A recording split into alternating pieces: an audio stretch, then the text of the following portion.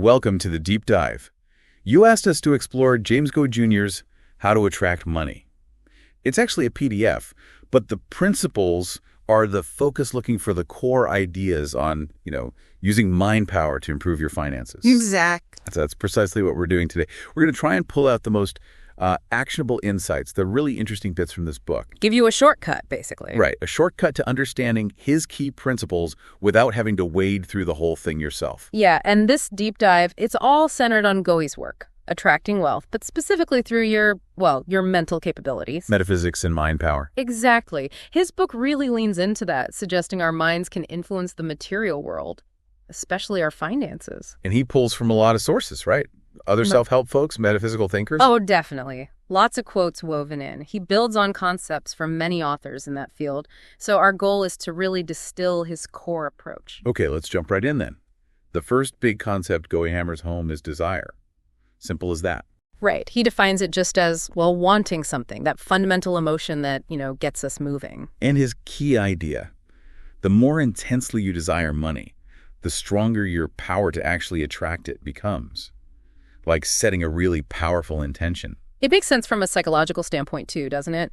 When you really, really want something, it activates your brain's reward system. So it's not just wishful thinking. No, not at all. It boosts motivation, sharpens your focus, makes you more aware of opportunities that align with that desire. So that strong feeling, it's like a catalyst for action in the real world.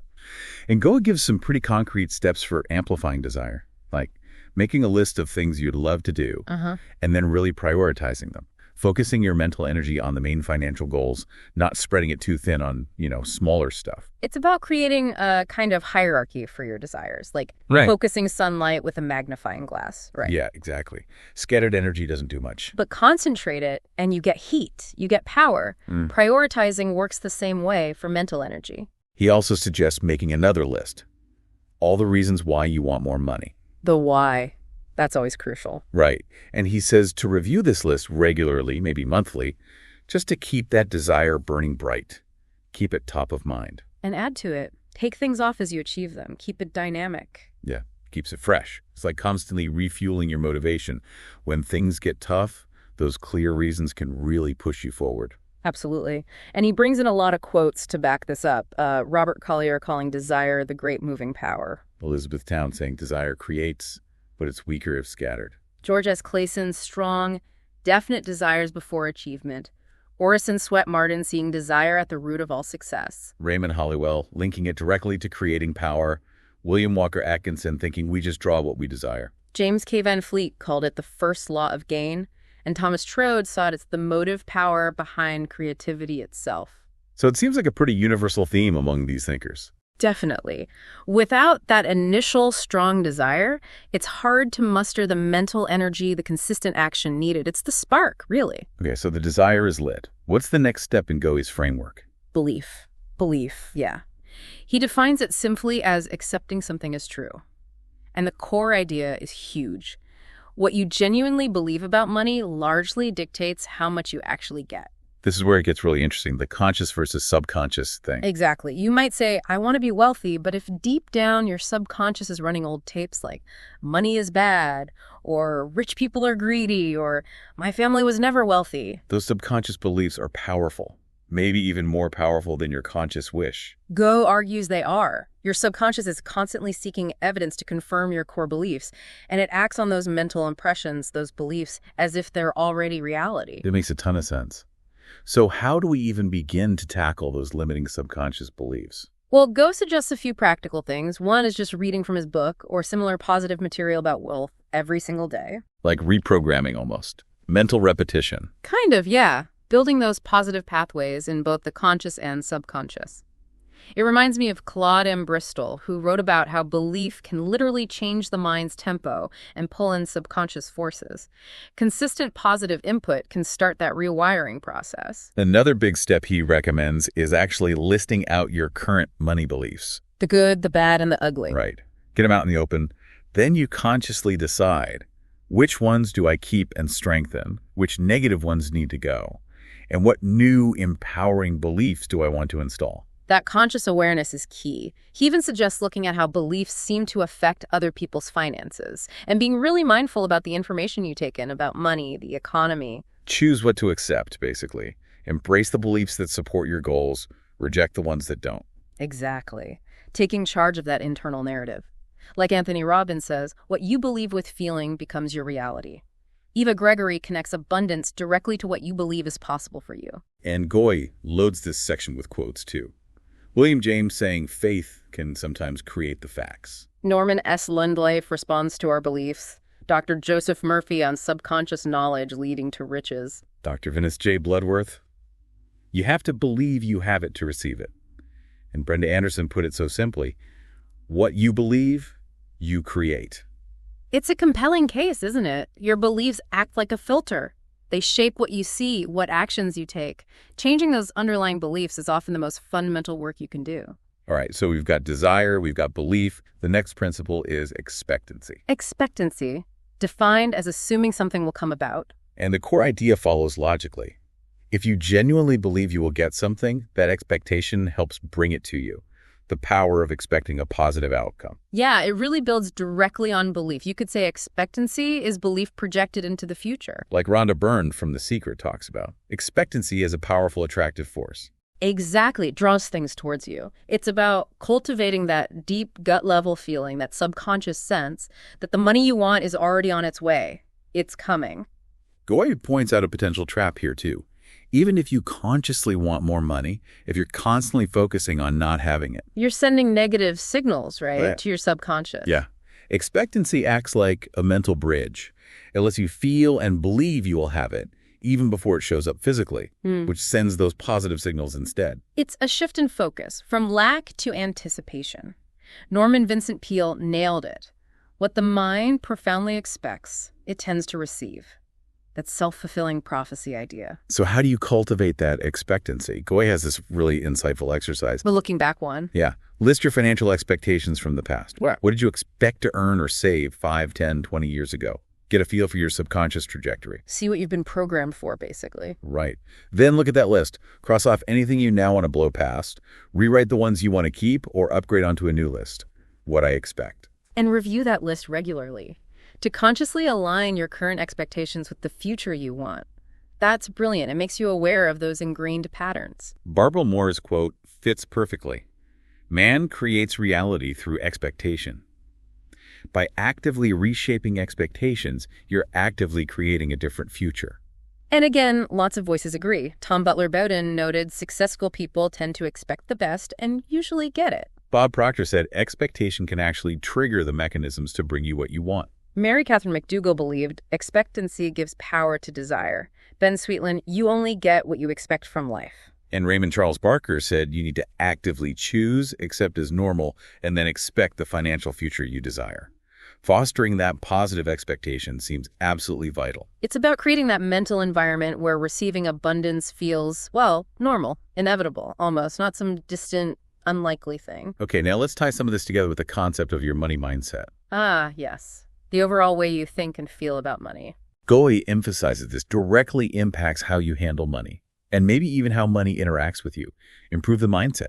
Attract more money. And this is where beliefs, expectations, desires, past experiences, it all kind of merges together, doesn't it? Totally. It's not just one thing. It's the whole cloud of thoughts and emotions around money. How you feel about rich people, debt anxiety, your sense of deservingness, even just everyday reactions to spending or saving. Right. And Goi makes a good point. Just by engaging with this kind of material, thinking about how your mind affects finances, you're already starting to improve that mindset. But he gets specific too. A big one is clearing out negative emotions tied to money. Oh, yeah. Resentment towards people who wronged you financially, regret over past mistakes, guilt about decisions. That stuff is heavy. That kind of emotional baggage can be a huge block, right? Napoleon Hill's quote about fortunes gravitating to prepared minds. It takes on a deeper meaning. Preparation isn't just intellectual, it's emotional clearing too. Those negative feelings can act like repellents. Another part of a healthy mindset, Goi says, is having positive, or at least neutral, opinions about other people's money. Don't judge how they earn it, spend it, save it, give it. Avoid envy, avoid looking down on people, even avoid getting too worked up about governments or corporations' finances. Why is that so important? It cultivates an abundance mindset for everyone, not scarcity and comparison. Jack Canfield and Mark Victor Hansen said prosperity is a state of mind. Constant judgment or envy keeps you focused on lack, not possibility, for yourself or others. Makes sense. And finally, he stresses acting with positive or neutral feelings when handling money. Receiving it gratefully, earning it happily, spending confidently, giving joyfully, investing hopefully, even handling losses calmly. Learn from them. Right. These everyday interactions shape the overall vibration of your money mindset. Dr. Stuart Grayson said how you think about money determines your financial reality.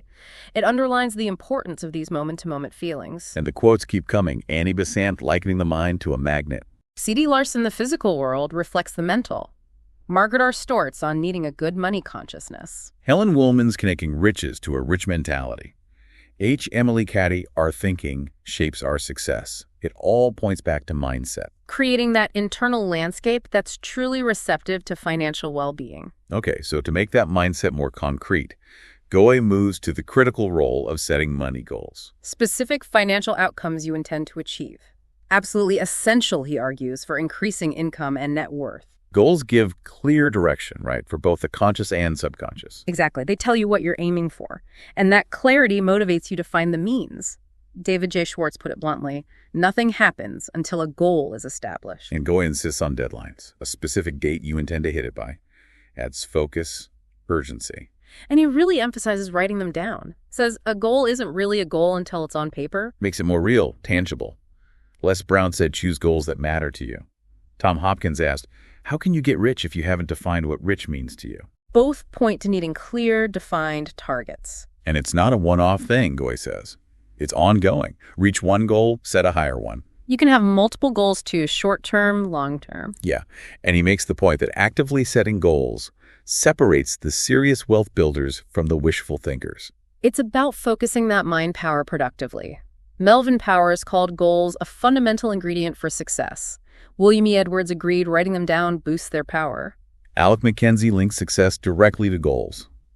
T. Harv Eker, if you want to be rich, your goal has to be rich. And Ogmandino said progress is impossible without goals. Seems like specific written money goals are just non-negotiable here. They provide the roadmap, the destination for your financial aspirations. Okay, so you've got desire, belief, expectancy, mindset, goals.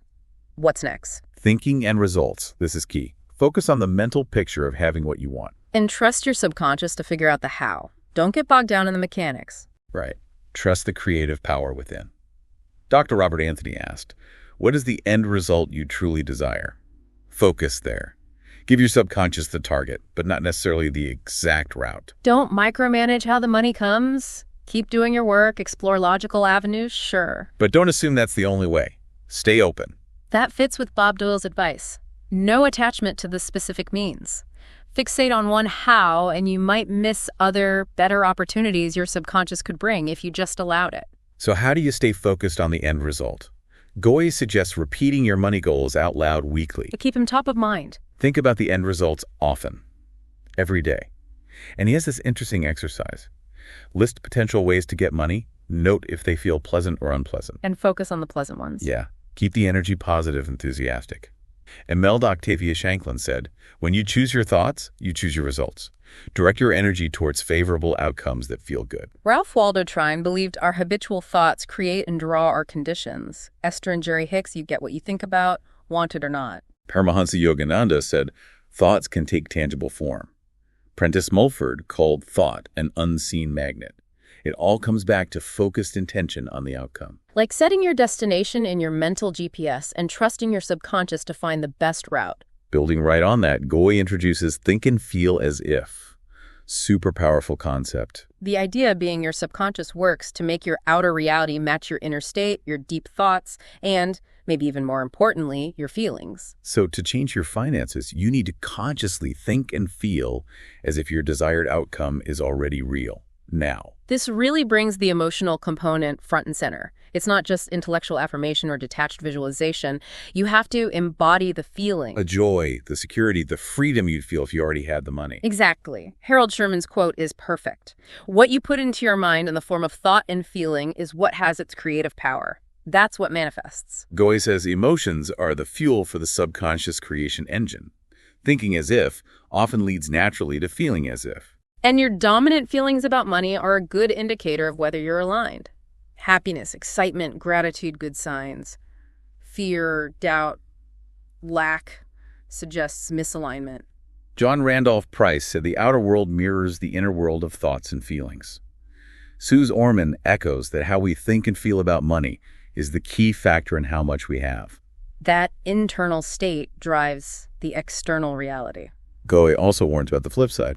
Constantly thinking about what you don't want, especially with fear. Gives your subconscious the pattern and the energy to attract exactly that. Right. And mixing doubt or disbelief with your positive desires. It cancels out the positive energy, drains the creative power. Joe Vitale's advice: when you know what you want, all you really have to do is think it and feel it.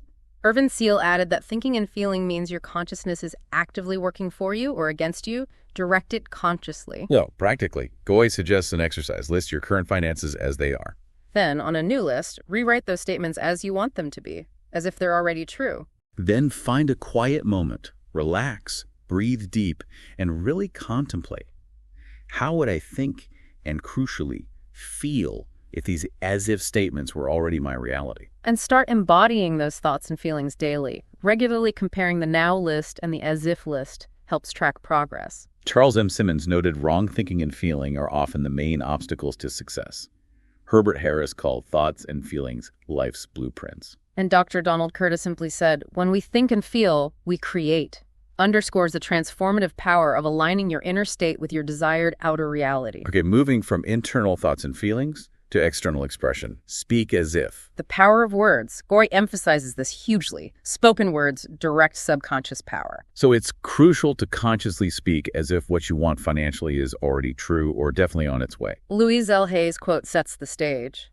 There is tremendous power in our words. Many of us just aren't aware of it. What you consistently say, even casually, often reveals your deeper beliefs about money. And Goi argues your words actively shape your thoughts, molding both conscious and subconscious beliefs. So speaking constantly of lack, struggle, scarcity reinforces and attracts those conditions. While consciously speaking of abundance, prosperity, opportunity helps bring those conditions about. He also mentions the subconscious translating words into images. Right. Saying, I don't want to lose money, creates images of losing money. Better to focus language on making money, financial growth.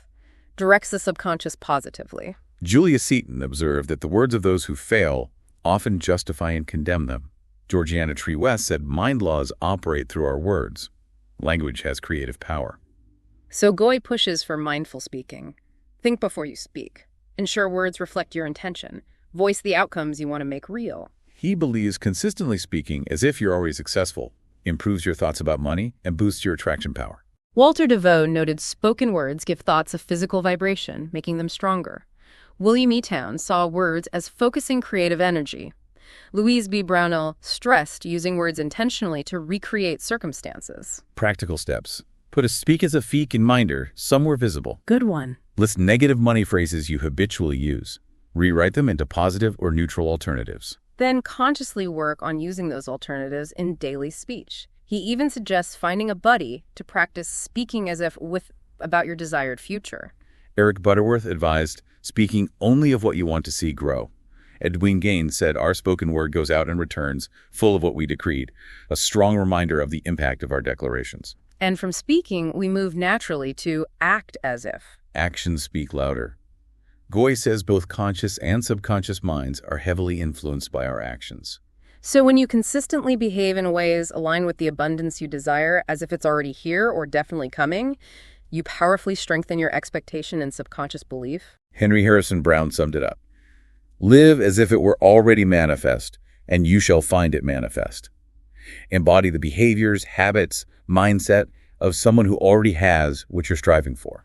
Goi says acting as if often means not letting current fears stop you from spending or giving reasonably with a positive attitude. He uses the lottery winner analogy. If you knew the money was guaranteed, you'd start acting differently, right?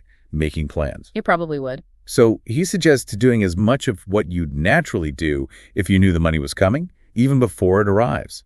Studying finance, exploring ventures, taking small steps aligned with your future wealthier self. U.S. Anderson encouraged acting as if desires were already manifested. Catherine Ponder specifically advised studying finance and making small investments to build expectancy and faith. These actions send powerful signals to the subconscious. Practical steps from Goi. Actively study personal finance and investing. List ideas from your research. Start implementing some. Also, list ways you'd act now if you knew you'd get and already had the money. Then start doing the ones you actually can. Annie Ricks Millets simply said, act wealthy. Lynn A. Robinson called acting as if you have wealth a potent tool for attracting it. Both highlight the energetic impact of aligning actions with aspirations. Dorothea Brand suggested acting as if failure were impossible. Ernest Holmes reminded us universal power is available, so act like it. Step into that future reality now through your actions. It creates a positive feedback loop, doesn't it? Actions reinforce beliefs and expectations, making the desired outcome more likely. Exactly. Now, a very specific tool for shaping the subconscious, affirmations. Carefully chosen words, phrases, sentences used methodically to instill desired mental impressions. Henry Thomas Hamlin highlighted their dual power. Impressing the subconscious and projecting outwards, attracting helpful forces. Potent mental programming on multiple levels. Goi stresses affirmations should ideally be present tense, affirming it's already real, not something hoped for. Focus on positive end results. Be specific, clear, concise, and repeat them with strong, positive feeling and conviction. Especially on waking and before sleep, when the subconscious is most receptive. He adds that safeguard, too, ending with this or something better for the highest good of all concerned. Sandra Ann Taylor calls affirmation the starting point of change and creating destiny. Ruth Drury says they attune the subconscious, guiding you towards your goals. A direct way to harness subconscious power. Practical steps. Write specific affirmations for current financial worries, for items on your how I'd like things to be list, and for each money goal. He suggests writing the money goal affirmations daily in a notebook while saying them aloud with feeling. And review and update your affirmation list monthly to keep it relevant. Sandy Forster believes affirmations, applied with intention, can transform your financial future. John Roger and Peter McWilliams advise affirming as if you already have it now. Roy Hunter calls them powerful tools when used wisely. Stuart Wilde emphasized repetition embeds them in the subconscious. Brian Tracy highlighted the unlimited potential unlocked by strategic, consistent affirmation use. It boils down to consistent, positive self-talk, reshaping inner belief and outer reality. Like planting seeds in the fertile ground of the subconscious, nurture them with repetition and feeling, and they'll eventually blossom. Another incredibly powerful mental tool Goi discusses is visualization. Willfully forming clear, vivid mental images. Adelaide Bry and Marjorie Beer's quote is foundational. Our inner images are constantly causing what happens to us. Visualization's about consciously directing those inner movies. Goi says visualizations can be still, like photos, or moving, like films, detailed or general. From an outside perspective, watching yourself, or inside, experiencing it through your own eyes. Practice with strong positive feelings and emotions, he advises, especially around sleep times, combined with affirmations to amplify power. While mental images form constantly, often unconsciously, intentional visualization is a very effective way to attract and create desired circumstances. Shakti Gawain called it realizing our innate divine potential. Neil Donald Walsh reminded us we can be, do, have anything we can clearly imagine, harnessing imagination as a creative force. Practical steps for developing visualization. Just practice forming clear mental images regularly. Relax deeply beforehand. A relaxed mind is more receptive. Imagine in detail how things will be, how you'll feel, what life will be like with the abundance you desire. Practice with eyes open and closed. Experiment. Still versus moving images, detailed versus overview, inside versus outside perspective. Find what works best for you. Regularly visualize desired financial end results, and visualize yourself successfully performing the task leading to those goals. Chris Odell saw visualization making magical principles accessible. Mark Allen stressed imagining your ideal scene vividly. Even action stars like Chuck Norris value keeping a clear mental image of the goal. Genevieve Barron called visualization one of our greatest powers. Sylvester Stallone urged seeing the vision clearly until it materializes, creating that compelling mental blueprint. Actively engaging the mind's eye to create a clear, emotionally resonant vision your subconscious can work to bring into tangible form. Okay, shifting from the internal to the external, our environment. Goi emphasizes it both reflects our thinking and affects our thinking, so consciously improve it to support financial goals. The quote from Hudson, Crouch, and Lucas sets the tone. Everyone must be accountable for creating their own personal environment for success. As you mature, you take responsibility for shaping your surroundings. Goi says environment includes everything. Physical spaces, home, work, people you associate with, information you consume daily. He specifically warns about constant exposure to negative talk about poverty, lack, struggle from others. It can seriously undermine your own positive mindset. Identify environmental factors hindering your progress, then make intentional, positive changes. Dr. L.W. DeLawrence noted your environment eventually reflects your dominant thoughts. Harriet Llewellyn McCollum distinguished between being shaped by environment versus actively training it. Take command. Practical steps. List negative and positive environmental factors affecting your money efforts. Brainstorm ways to improve reading habits, associations, physical surroundings. Start implementing those changes. Take small daily actions to tidy and organize physical spaces. An organized environment helps organize the mind. Regularly review and update these lists. Ella Wheeler Wilcox observed nature creates its own best environment. Emmett Fox said your understanding must mold your environment, not vice versa. Recognize your power as creator of your surroundings. Charles F. Hannell stated environment reflects mental attitude. W. Clement Stone urged controlling your environment. James Allen concluded you rise or fall with your thoughts, vision, ideal, regardless of current environment. It's a dynamic interplay. Consciously cultivating a physical and informational landscape that nurtures and supports your financial aspirations and overall well-being. Another key element for channeling mind power effectively, according to Goi, is organization. Being well-organized fosters efficiency, focus, helps direct mental energy and actions towards financial goals more effectively. Florence Scovel Shinn was direct. If you want to be rich, you must be orderly. All men with great wealth are orderly. Organization provides the structure needed for effective action and accumulation. Goi explains organizing thoughts, prompts organizing your environment and affairs, which then feeds back positively, further organizing thoughts, a beneficial upward spiral. Simplifying life is often a crucial first step. Declutter physical spaces, get rid of unused things, then tidy and arrange what's left. Also, time management, to-do lists, scheduling important activities. Harry Lorraine called organization the fastest, most efficient, easiest, and best way of doing anything, including thinking clearly.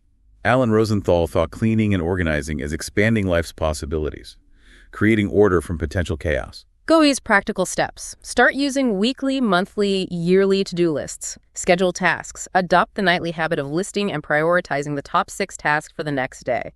Schedule dedicated time for personal and financial matters, and weekly time for cleaning, organizing personal spaces. Maintain organization by regularly tidying and reviewing spaces and affairs.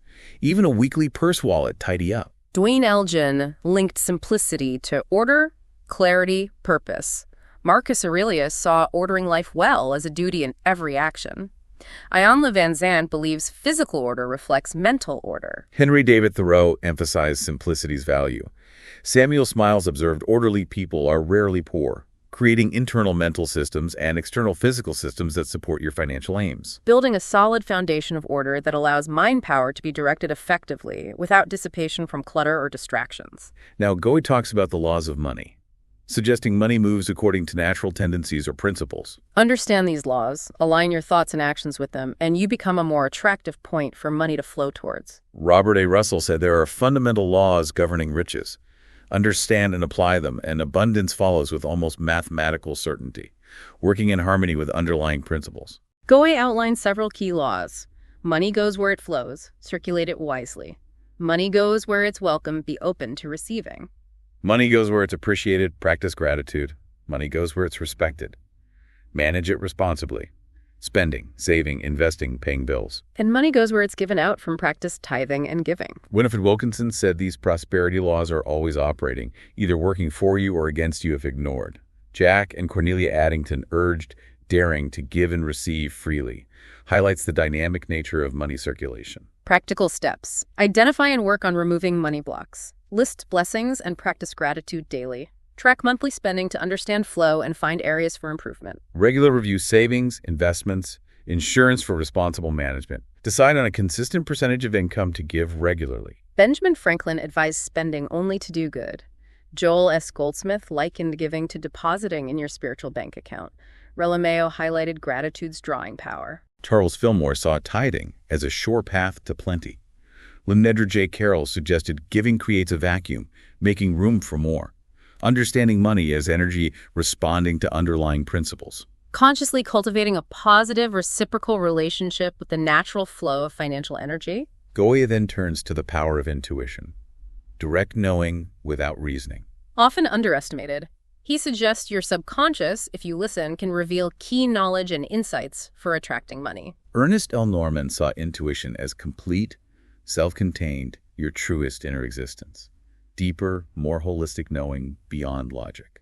Goi says intuitive insights can surface anytime. Flashes of inspiration, gut feelings, dreams. Don't dismiss them. Study them. Reflect. Act appropriately. Strengthen intuition by learning to trust and follow subtle signs, passing thoughts, feelings, images, dreams that seem to guide you.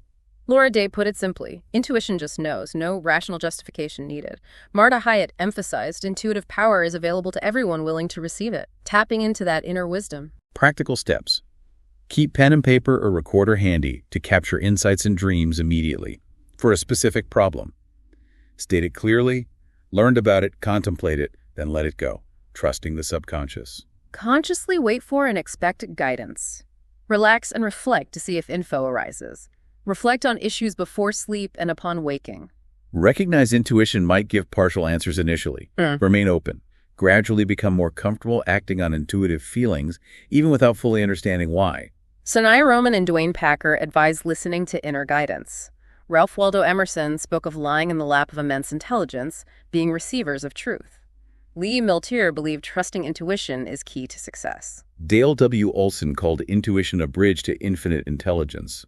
Balthazar Gracian simply said, trust your heart, cultivating that still, small voice within. Developing a deeper, trusting connection to your innate inner wisdom and relying on its subtle guidance. To bridge the gap between thinking and doing, Goi stresses the importance of plans. Detailed, spelled-out ways to do something to reach a goal. It's essential.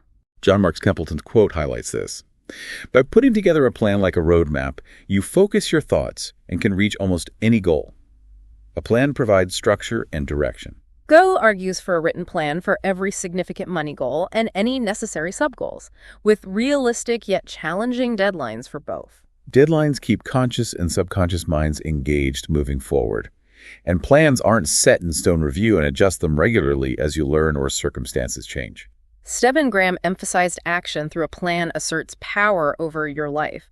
Mac R. Douglas stated, your road to success requires planning, consciously taking steps to make aspirations real. Practical steps. Write each money goal on separate paper. Brainstorm ways to reach them. Be open to intuition and research. Number steps logically to create an actionable plan. Write separate, detailed plans for significant sub-goals. Review and adjust plans monthly. Create and use affirmations for major sub-goals and visualize their achievement. Bill Stiles offered crucial advice. You need a plan before you take action. Richard Carlson saw plans as strategizing the path. Scott Alexander stated plans lead to goal attainment. Gary R. McMonagle emphasized needing an action plan for monetary goals. Dr. John F. DeMartini viewed focusing on action plans as programming for success, moving beyond abstract desires to concrete steps. Taking financial aspirations and transforming them into well-defined, actionable strategies leading towards your objectives. Now, Goi talks about right livelihood. Work aligned with your natural abilities, talents, deep interests, passions. Key, he believes, for lasting wealth and real success and fulfillment. Dr. Marcia Sinitar linked it to the natural order, finding a way to contribute that resonates with your authentic self. Goi suggests you'll perform best in and enjoy most fields you're suited for and drawn to. You can earn money elsewhere, but fulfillment might lack. Prioritize work you're passionate about. Desire can overcome perceived lack of talent. Finding right livelihood is essential for inner peace and a complete life, he concludes. Deepak Chopra advised finding your unique talent and serving humanity with it, a generator of true wealth. Thomas J. Stanley emphasized selecting a love vocation as a cornerstone of long-term financial success, finding that intersection of skills, passions, and world needs. Practical steps. List your abilities and talents. List your interests and passions. Review these lists and your pleasant ways to get my money list, crossing off items that no longer resonate. Brainstorm potential occupations aligning with abilities, interests, pleasant methods, try combinations. Review and refine this list over time. If inspired towards a new field, incorporate steps into your money goal plans. Michael Phillips believed right livelihood has inherent rewards, positively affecting the practitioner. Cheryl Gilman advised finding work you love and adapting to the marketplace. Nancy Anderson noted successful people find their niche and follow passion. Richard Koch suggested making liked activities your job. Barbara Scher and Barbara Smith pointed out happiness is often built into your nature. Finding harmony between work and core self for a sustainable, rewarding path to prosperity. Consciously aligning professional life with inherent gifts, passions, authentic self for a sustainable, rewarding path to prosperity and fulfillment. Next, the crucial concept of self-image. Your total conscious and subconscious beliefs about yourself? Goi argues it profoundly influences what you do, achieve, deserve, attract, including financial success. Developing the self-image of someone capable and deserving of financial abundance is essential, built on a strong spiritual foundation. John K. Williams stated, your situation reflects your self-image. Maxwell Maltz believed self-image sets accomplishment boundaries, your deepest sense of worthiness, capability, possibility. Goi stresses building self-image on a spiritual foundation, not fleeting externals, possessions, status, opinions. Requires honest self-reflection. Understand conscious beliefs. Notice what behavior life reveals about subconscious ones. List current self-image beliefs. Positive, negative. Distinguish facts from subjective opinions, limiting beliefs. Practice self-acceptance now while deciding how you want to be future. Create a new, empowered self-image through visualization, positive self-image affirmations, acting in alignment with the person you aspire to become. Dr. Walter Doyle Staples called self-image the dominant factor in life outcomes. Sam Silverstein observed successful people consciously reshape their self-image, cultivating unwavering belief in your potential and worthiness. Practical steps. Ponder conscious beliefs. Reflect on what environment behavior reveals about subconscious ones. List current self-image beliefs honestly. Distinguish facts versus opinions. Accept yourself. Release negative opinions. List desired ability traits, the new me. Write self-image affirmations based on these. Regularly visualize yourself as that person using the affirmations. Dr. Dennis Waitley said, winners habitually hold the desired result image in conscious subconscious minds. Bruce Stirs, Doyle thirds. You never go beyond your self-image. Lucius Humphrey can't manifest contrary to core self-image. Zig Ziglar stated a healthy self-image is the starting point for success and happiness, cultivating a strong, positive, resilient sense of inherent worth and potential. Deeply believing in your inherent capacity for financial well-being and aligning your internal identity with that empowering vision. Then Goi addresses personal energy, often overlooked but critical. Your capacity for mental and physical activity. Managing it effectively is essential for consistently doing what's needed to attract money. Jim Lohr and Tony Schwartz emphasized energy management as the single most important factor for sustained peak performance, recognizing energy as a vital resource needing conscious cultivation and direction. Goi explains energy flows towards thoughts, emotions, attention, intention, action. Poor physical health obstructs this flow, hindering goal achievement. He outlines key ways to maintain high health and energy. Diet, water, breathing, sleep rest, exercise, sunshine, limiting harmful substance influences. Also, direct energy towards important matters, take regular breaks to recharge. Bryan Adams believed good health is essential for riches. Frank Channing Haddock advised eliminating wasteful energy expenditure. Be mindful of how we use and replenish vital energy. Practical steps. Learn about health. Develop healthy habits. Improve diet. Whole process, plant animal, organic commercial, raw cooked, mindful eating. Develop other healthful habits. Walking, stairs, biking, fresh air, early sleep, time outdoors alone, positive attitude, peace of mind. Affirm health and energy daily. Visualize ideal physical condition while affirming.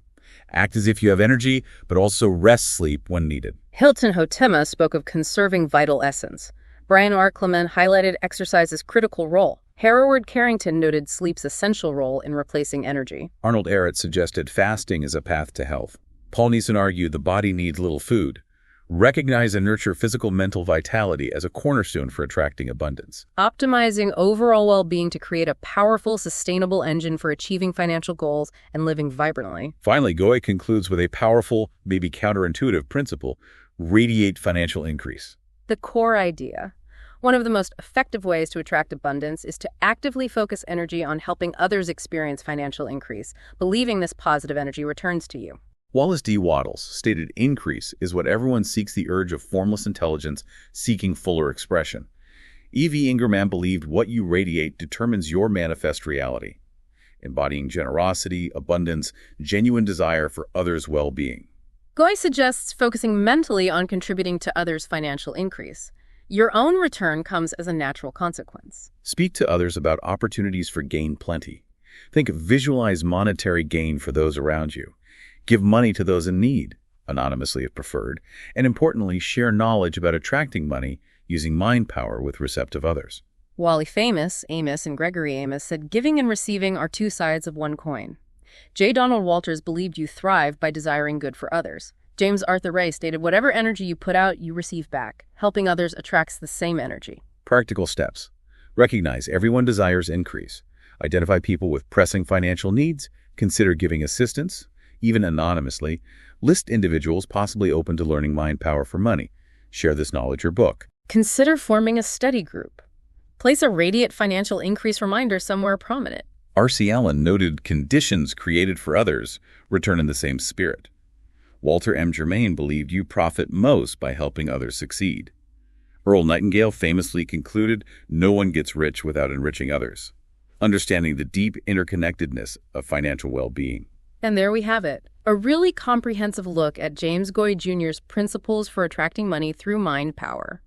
We've covered a lot of ground, all circling back to how much our mental state influences our financial reality. Yeah, from cultivating desire and belief, setting clear goals, refining that money mindset, directing thoughts, words, actions. Aligning with money laws, trusting intuition, planning strategically, finding right livelihood, nurturing self-image, managing energy, and even radiating increase towards others. It's a truly holistic approach. So as you think about all these interconnected ideas, here's something to chew on.